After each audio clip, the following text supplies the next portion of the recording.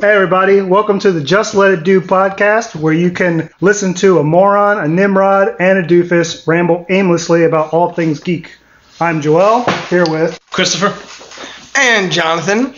Alright, so I think today's topic is going to be, our favorite topic is going to be Ghostbusters. Obviously from our intro, you heard us talk about Ghostbusters versus Ninja Turtles is basically the only thing that we ever played until about, I don't know, quite honestly, until like 16 you guys. maybe. Until Chris and I were maybe 16 years old. No, seriously. Really? Yeah. I mean, I think probably at 12 we stopped playing as us, but then after that it was, okay, let's play video games. Ghostbusters, Ninja Turtles, video games. So yeah, we wanted to talk about the two original movies. Basically anything Ghostbusters really, but the two original movies, cartoons, the two cartoons that came out, and the new movie because we actually just saw that this morning. Yes, we did. So we want to discuss that as well. Fresh review as part of it. So let's talk about the original movie. So Ghostbusters 1. Or just Ghostbusters. Mostly everybody knows, but that movie came out June 8th of 1984. That was before Chris and I were born. We were born in November of 1984, but so that movie came out 32 years ago.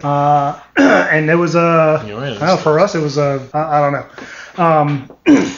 Wasn't there stories about you pounding on the mommy's belly every time you heard the intro? The Ghostbusters song? Yeah, actually, was there stories of that? So, my mom had me in her belly when the movie came out. And apparently, every time the song came on the radio, mind you, it came on the radio when the movie came out, as well as came on the radio in October because of Halloween.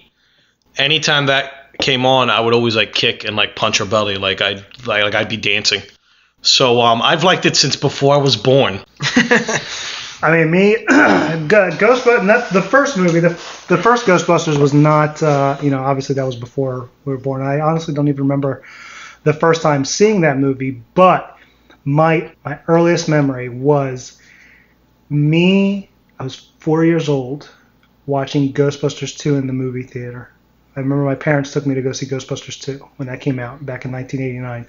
I remember two scenes specifically. I remember the courtroom scene when the Scoleri brothers appeared. And I remember, because I was a little kid, and that kind of shocked me. So I kind of freaked out when that came. And then I remember specifically when Ray and Winston were in the museum, in the art museum, and they just saw the painting of Vigo, and they were examining it, and it was the scene where Winston went up to Ray, was like, "Hey, you finished? Are you all right?" And Ray's like, "Yeah, I'm fine." What? When they were walking away, those are my two. That is my earliest memory. Everything else is kind of broken up before. I don't remember anything before that, and things are broken up after that.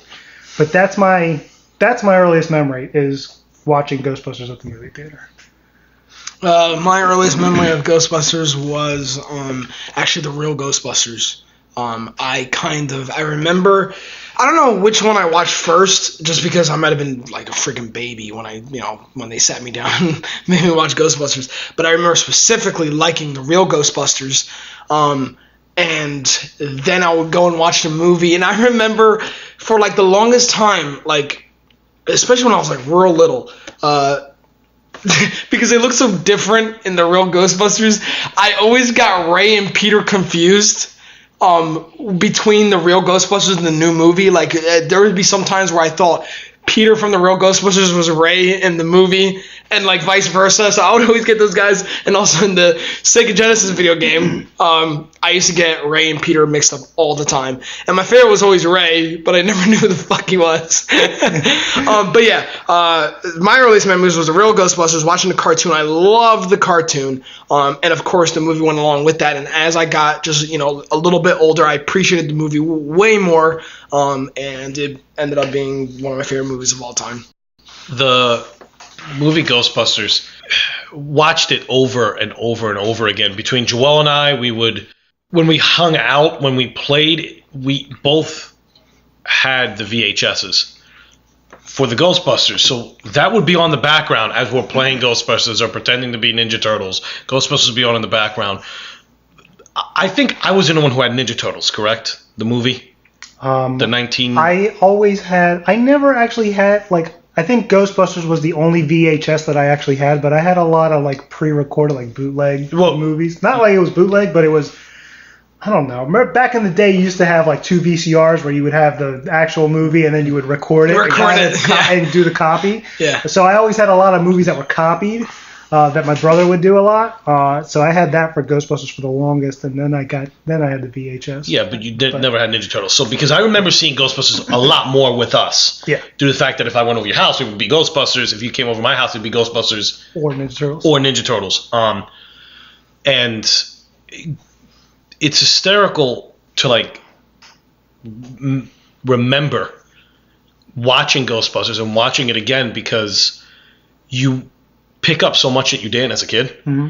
And Ghostbusters is that movie that it's a perfect movie. It's a, especially for me. As perfect as a movie can be. I feel. Yeah, as perfect as a movie can be. It gets a 10. It was rated PG back then because there was no PG-13. Mm. It definitely had stuff that PG wouldn't have it's PG-13 now. Yeah.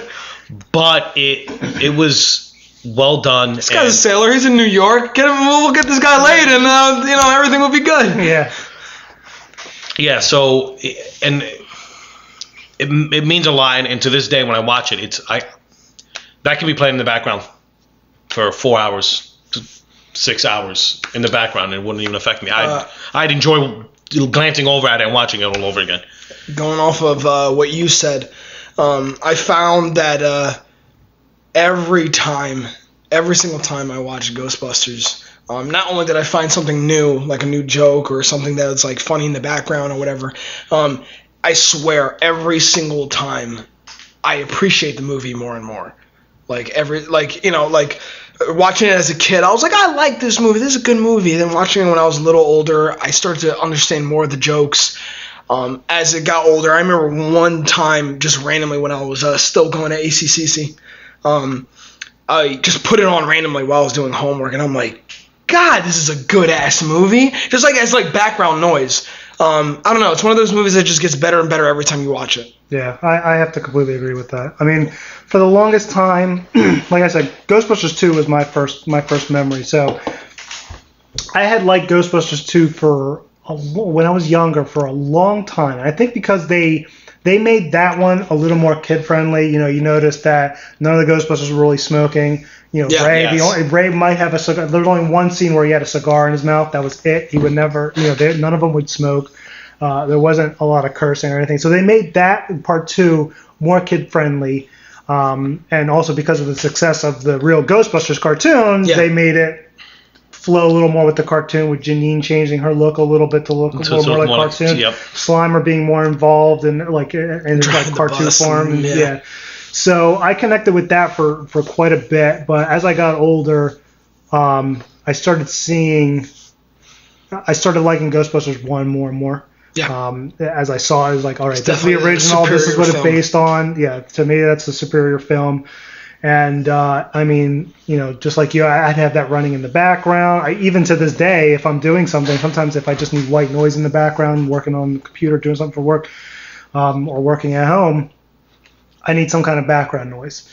And Ghostbusters has always been my go-to movie for background noise, or, just sitting there and watching it. If I'm playing a video game, I'd do that. And even now, as I'm building props, you guys know that I build...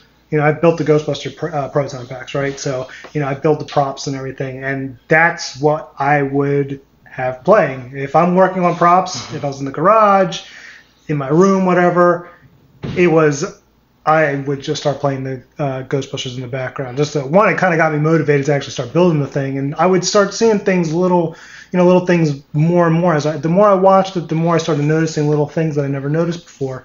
Getting more details in the packs and more details on the uniforms or what they did, or, finding sometimes I'd play the movie just to find the mistakes that they made in the movie. There's scenes where, when Winston first gets hired, one of the traps that Ray's holding before Winston goes to try to shake Ray's hand, the trap doors are open. So there's like I never caught that. There's like little mistakes that I would like watch the movie just to find those little mistakes. But you know what? Those little mistakes, I always had a really bright smile from watching those little mistakes because there was some of these mistakes were subtle, and it was like because the movie is not so perfect. Dear to me. Yeah. To me, it's perfect, but I know it's not perfect. But that's kind of still that's part of the movie being so perfect. And seeing some of those mistakes. I remember you pointing that out because you're like, wait, watch. I'm like, what are you talking about? And I'm like, wait, is that trap open? You're like, yes, it is, but it's not now. Yeah. Yeah. So yeah, that was nice to catch all that. All right. Certain things in the film that we liked, part 1 and I guess part 2. You guys want to cover that? Let's stick with part 1 for now. So part 1, I think the things that I liked about part 1 were everything. There wasn't much that I didn't like. I mean, how do you not like the actors that are playing in the movie, the jokes, the uniforms, the science behind it. I mean, even the special effects. I mean, we'll talk about this when we talk about the new movie. Yeah. But movies now, there's so much CG. It's starting to make me sick. It looks fake. It looks so fake. Yeah. And then with this movie was back in '84 with the effects that they did. They did a lot of practical. It was all practical effects. But it just looks so good. Even when you watch it now, the effects still look really good. I have to disagree with one thing. When the terror dog jumps from the closet and onto the table, that shit looks fake as hell. That's pretty bad. But that was CGI though. That was their version of CGI, and that was really one of the first movies that had CGI. When the terror dog's actually sitting there in the closet, and that's all practical effect. Yeah, it looks fucking great. That looks really, really great. Yeah. One of my favorite parts, and it wasn't my favorite part until much later. Like, as a child, I've always liked it, and it became more and more my favorite as I got older, is the scene where the eggs start hatching and cooking on the counter. And I found that amazing as a kid because I'm like, oh my goodness, it's like, look, they're cooking themselves. I'm still trying to figure out how they did it. And then as I got older, I found out they boiled the actual table, they heated the whole table up. Right? Yeah, there was just a fire underneath, which means Sigourney Weaver, if she touched that, she was gonna get burned.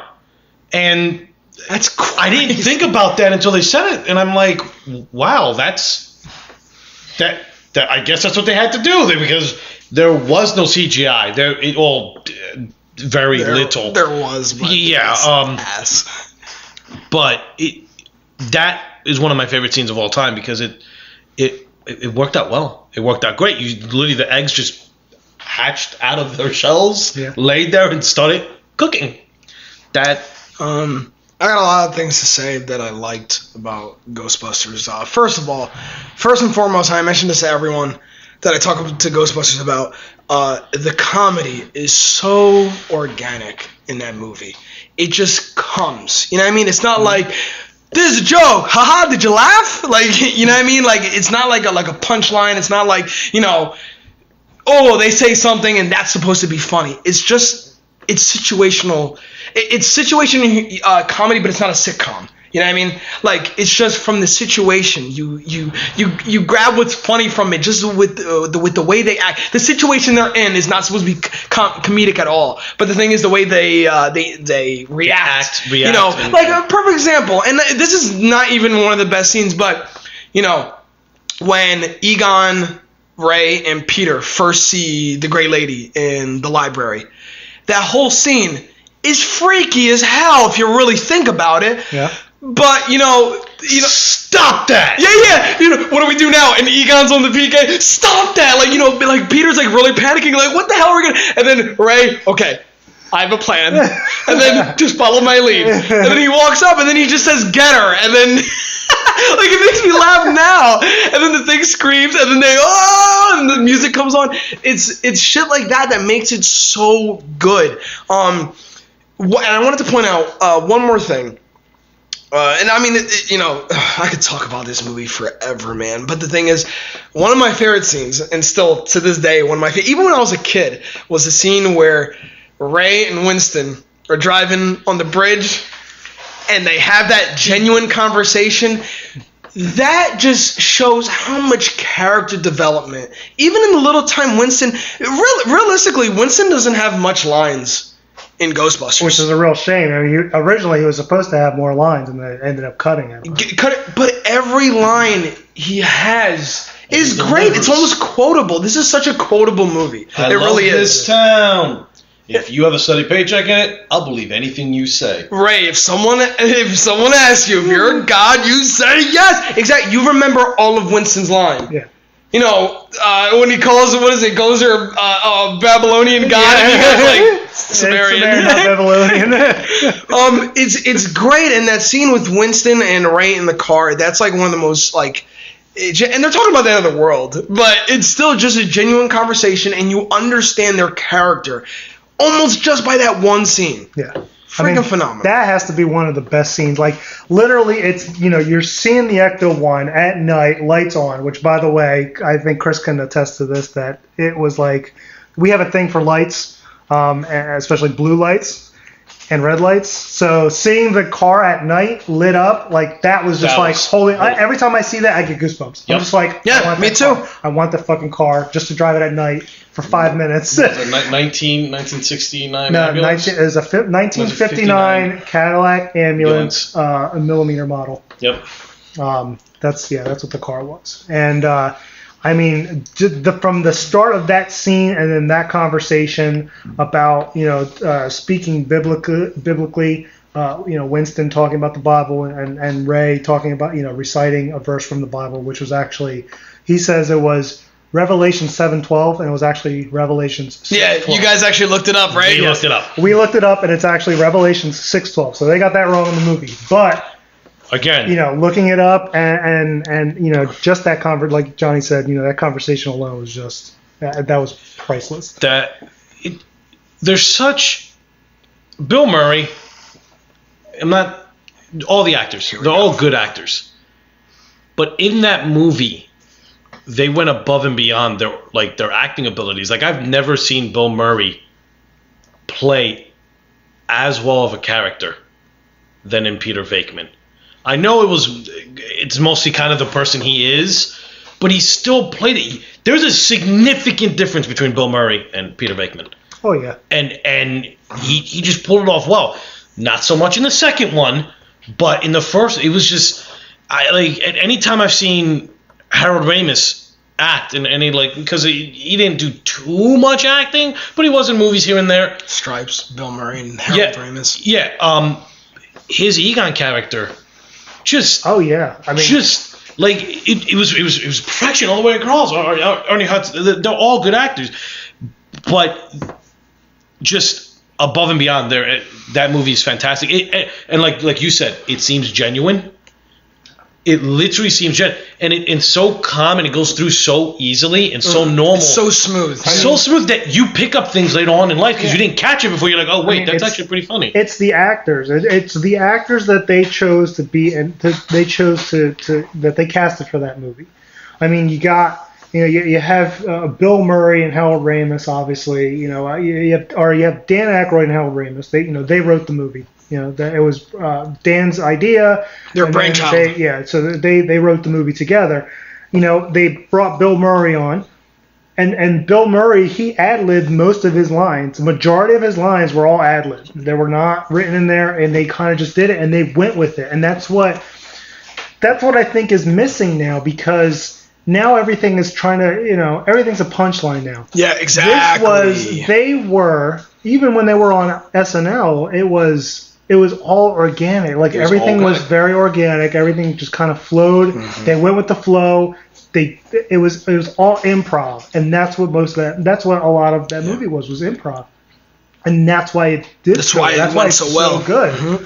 Mm-hmm. You don't have many movies like that, or you don't have really any movies like that anymore. I wanted to bring up Bill Murray, and I know I'll probably get fire lit under my ass for this. But I'm not that big of a Bill Murray fan. Everyone goes, he's like comedy fucking king. He's this, he's that. I've seen quite a few Bill Murray movies. He really doesn't impress me that much, honestly. He's all right. He's good. He's all right. He's good. But he's not great. What About Bob? He did a great job. Yeah, I liked What About Bob. Stripes, he was all right. Like, that's the thing. Groundhog's Day, he was pretty good. But he's not phenomenal to me. A lot of people are like, yeah, he's like the greatest, blah, blah, blah. No, not to me. He's good. But I love him in Ghostbusters. That's the thing. Like, you know, no one, especially in that movie. Part 2 a little less. But that is Peter Venkman right there. You know what I mean? And I know that kind of goes without saying because that is the first movie, but damn, he nails it. You know what I mean? So, I mean, obviously we love these movies. I mean, is there anything that we don't like about these movies? Strictly on part 1, because we Strictly talked about part 1. on part 1, and this, again, I did say that this is on number 10.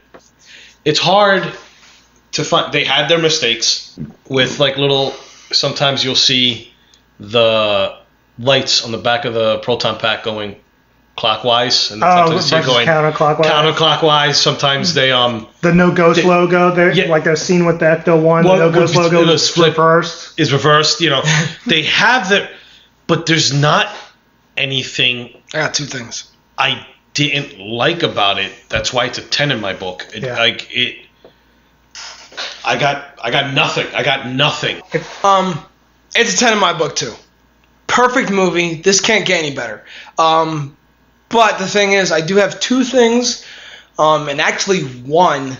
This is sad, and I'm probably gonna get a fire lit under my ass again for saying this. And I actually kind of want to bring this up when we talk about the new movie and what I liked about the new movie that the old movie didn't have. Not that it sucked at, but it just didn't have it. First, the terror dog jumping on the table. I still watch it. I'm like, oh god, this looks so bad. That's literally the one thing. Okay. Second is when you really think about it, and you guys might not have a problem with this, but I noticed it after watching the new movie, and I'm probably gonna get fucking crucified on the internet for this. But again, the first movie didn't have a lot of action. They shot at Slimer and they shot at Gozer in Cross the Streams. You're right. It didn't have a lot of action. But there was an awesome montage. But there was. Here's the thing. But look, let me finish, all right? But that doesn't take away from the movie because the way they did it, you didn't need an action. You didn't need the action. But the thing is, I feel like if they had like a real good action, and I'm not talking about like flipping around and fucking doing all this crazy shit. I'm just talking about like actual, like, you know the Scaleri Brothers scene? In part 2? Something like that. Like, where it's more about, like, they're more like, oh, come on, we got to do this. We got to, get the trap out. And they did do that with Slimer. But, like, that was it. Really, Gozer, they looked at Gozer and went, cross the streams. Well, I mean, you got to think about it, too. How many times are you going to sit there and see them shooting and doing the same thing over? Because they essentially did the same thing over. No, but the thing is, I'm talking about the Ghostbusters video game, and we'll get to this in a second, did it a great way. You're dodging. You're pulling parts off of the ghost. The new game, the 2000. Yeah, the newer game. All right, you're pulling stuff off of the ghost. You're wrangling it. They're smashing it, on the floor, against the walls. They're going, get the trap. That idea from the game. I'm gonna bring that up when we talk about the new movie, and what they got right and also what they got wrong, but also what they got right. That's my only problem. But the thing is, the movie's so damn good, and I don't want you guys getting the wrong idea. The movie's so damn good that almost doesn't matter at this point because, first of all, it is what it is, and second, it's perfect. It doesn't need it. It doesn't need it. Exactly. I mean. But if I had to complain, that would be my 2 complaints: the terror dog and a lack of the effects for the terror dog. Yeah, the effects for the terror dog and a lack of like a badass fight scene. But again, it doesn't need it. To me, this movie is still a 10. I don't see any flaws with it. It's still a 10 to me too. I'm considering the fact that it was in the 1980s, the early 1980s. The cast was fantastic. The one thing, and I am going to say, since Chris, you said you don't really have anything bad to say about it, I'll ask you what you think, what a wish list would have been. But for me, I think a wish list for me would have been more Ernie Hudson scenes. Yes. More lines for him. More. And if more you're gonna involvement say- for him. I understand why they. I understand why they changed it. So Because he was a newer actor. Yeah. Well, no, it's not even that. Well- Originally, Winston was supposed to come during the beginning when they were first starting the business. They decided to change that to when they've already started the business, but they've had so much work that now they have to hire somebody They new. gotta hire somebody. Exactly. And So also, I understand that. Ernie Hudson Really. is supposed to be, in theory, us. The Yeah, everyday he's supposed to man. be the common man. Yeah, common. The common man to enter, like, so he asked all the questions that we would, and had the reaction that we would, like, that the audience would have, touching a slimy trap that is. Yeah. So, more Ernie Hudson would have been nice. More Egon getting angry. Oh God! Your mother! Your mother, and that Even that in was the one of my favorite cartoon, we parts. got to talk about Egon Oh my God. in general. Even in the cartoon, 'cause I remember something specific. But good. But that Egon getting more angry. As far as that, more State Puff in general, I guess, like at least a little more scenes with him doing something, whether it be kicking more cars or actually being free. Because if you notice, he wasn't mad at all with anybody. He was so happy. He was happy and was friendly. So fucking happy. If he was able to just pick up a couple cars and like play with them, that would have been great. And then when he saw the Ghostbusters, it went Fucker. so fast. Yeah. Well, if we're talking about wish list, the fight scene, the better fight scene would be my wish list. Or a fight scene. Something like that. Yeah. But that's about it.